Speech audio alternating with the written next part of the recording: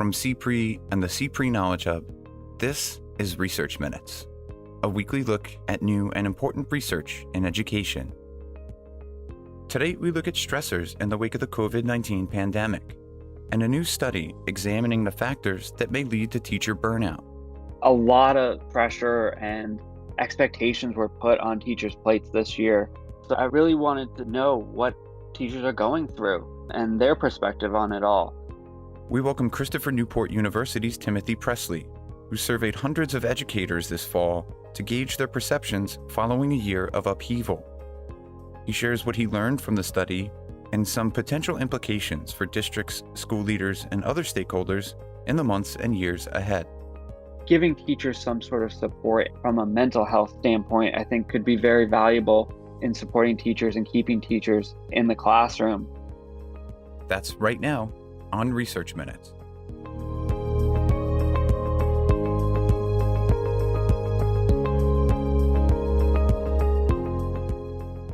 Hello and welcome to Research Minutes. I'm Keith Heumiller, Managing Editor of the CPRE Knowledge Hub.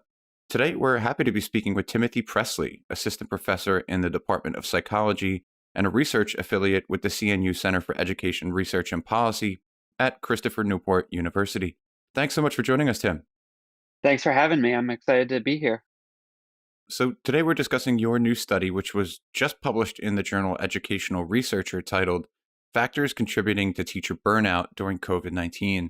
As you note in the article, it's one of the first empirical studies to identify the causes and predictors of teacher stress and burnout this past fall, following what was one of the most harrowing years in the history of American education.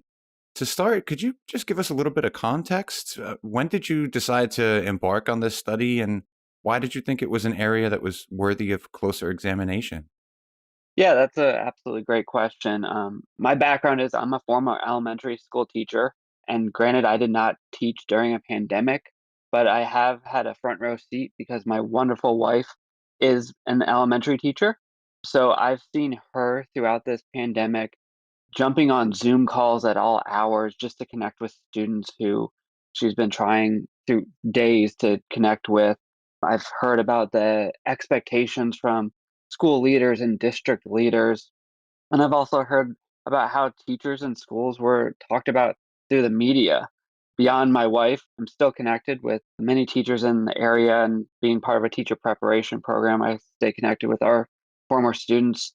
And I was able to hear about some of the difficult requirements that are being asked of teachers this last spring and going into this fall, such as new learning systems, pressure they felt from parents, pressure they felt from their district leaders.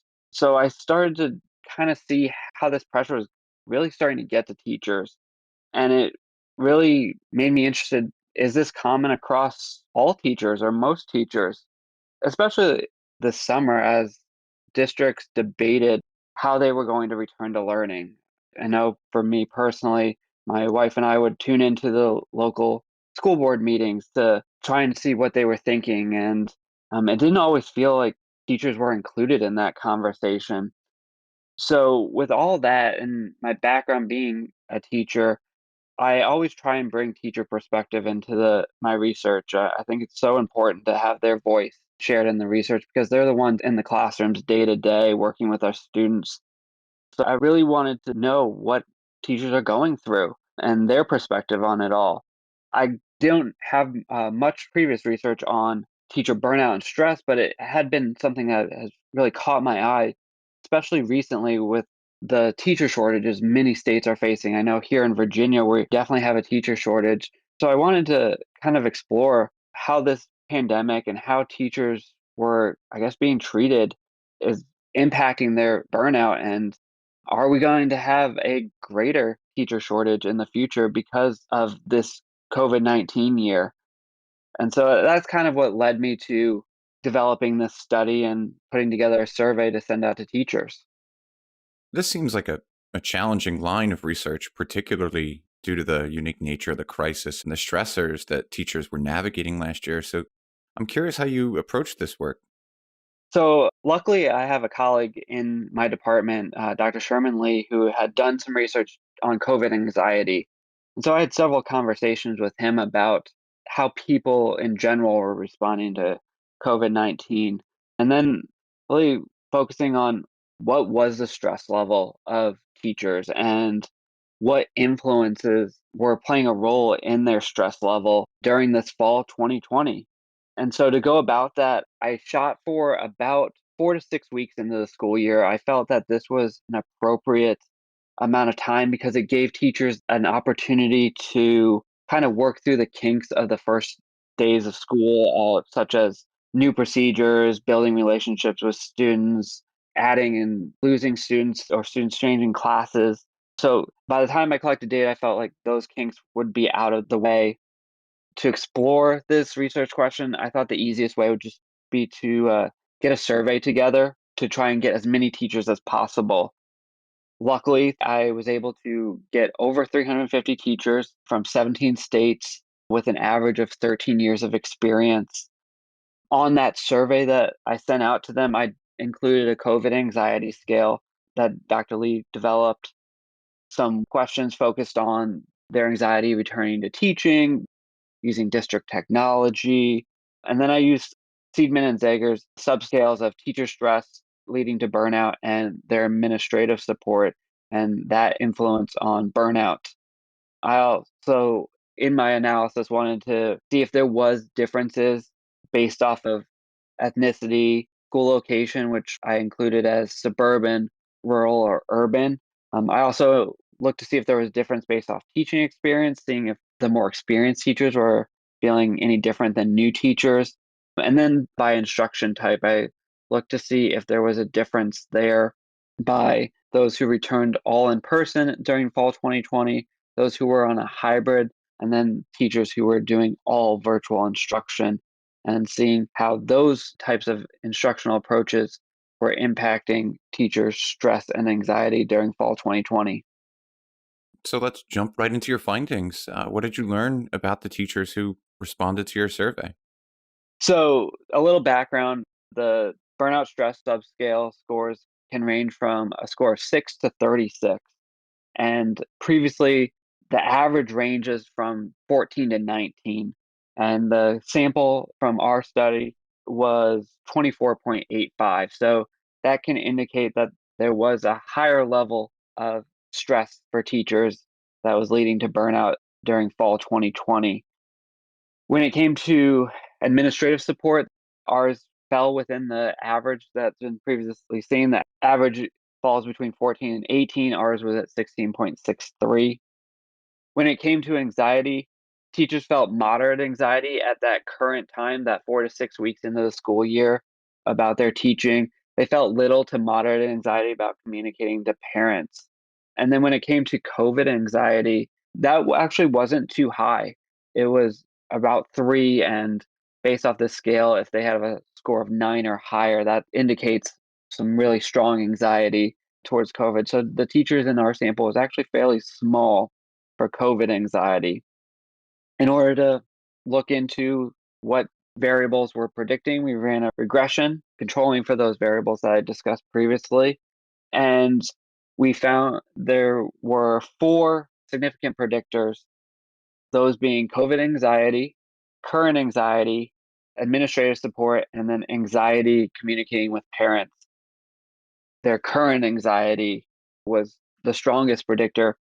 These 4 predictor variables had explained 45% of variance of the teacher stress, so almost explaining about 50% of the reason for teacher stress. Obviously, that does lead to future research that we need to explore. But we did get to kind of have an idea that some of these different factors that were leading to teacher stress and those feelings of burnout were their anxiety about teaching, their COVID anxiety, the support they were receiving from administrators, and their anxiety communicating with parents. So, what do you think the takeaways from this work might be while we're now making strides in terms of vaccination rates and we're seeing signs that normalcy, or at least some sense of normalcy, isn't as far away as it once was? The stressors of the COVID-19 pandemic are still very much alive and very real for teachers across the country. So, what do you think educators, schools, districts, and other stakeholders should take away from this study? I think there's several factors that stakeholders need to consider based off these results. I think right off the top of the bat, luckily, vaccines are becoming more available. I know here in Virginia, teachers were a priority to get vaccinated so we can get kids back in school.